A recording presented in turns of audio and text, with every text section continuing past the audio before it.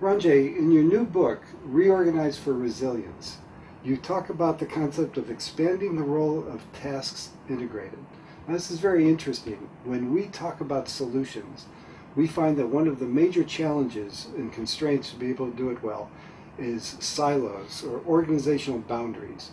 And SBUs have difficulty crossing those lines so that they can bring their assets and their resources together to take them out for the benefit of a customer, whether they're product sets or service sets. Can you address that issue? I know you talked about it quite extensively in your book.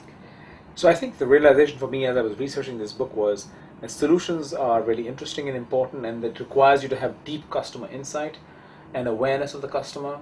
But I came to realize as I researched these companies that the biggest obstacle was not in the realization and awareness phase about, okay, this is what customers want, these are the issues they face. It was going from that awareness to action.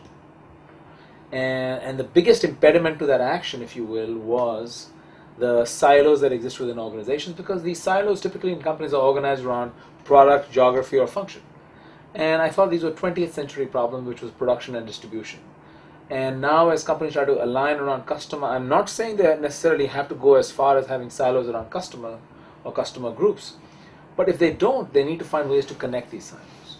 And so I did an article in 2007 called Silo Busting. But actually, as I think about it now more carefully, the title actually is a misnomer, because it should really be silo bridging. It's really about the ability to, in the extreme, you may have to bust your silos, but in the interim, and if maybe even in the final analysis, you need to bridge silos. And these silos don't naturally talk to each other. There are all kinds of, issues, baggage, identity, incentives, reporting issues that have to be overcome. And so, as companies start to even think about solutions just to get to action, you have to find ways to link, connect, manage the bridges between those silos.